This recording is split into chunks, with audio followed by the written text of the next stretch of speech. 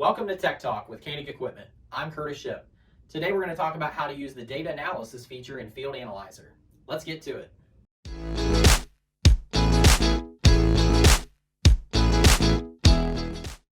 Data analysis is a great feature to help you evaluate different variables out in your fields and see how they performed at the end of the season.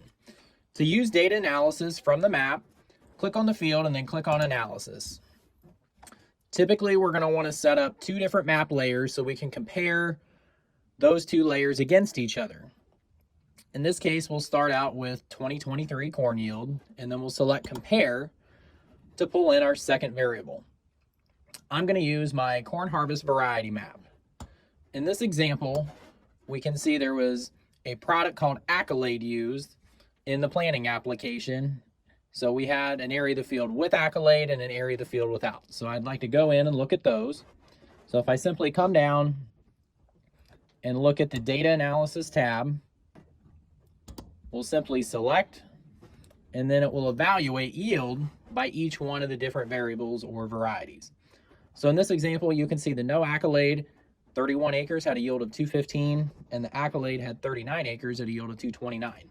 However, these results may be a little deceiving. There's a lot of the end row that is a part of the no Accolade portion of the trial, which may be skewing the results. To get better results, I can use the data analysis feature along with my polygon selection, where I can get an area of the field where they're truly side by side to get a better representation of what the actual results were when we look at things apples to apples. So we'll wait for that to pull up and see what the real difference between the variables was. So as we can see here, the no Accolade was 225 bushel the acre, and the Accolade was about 228 bushels per acre. So much closer, but still lets me know that there's a 3 bushel gain from using that product.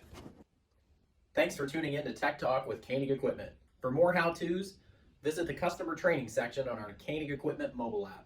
See you next time.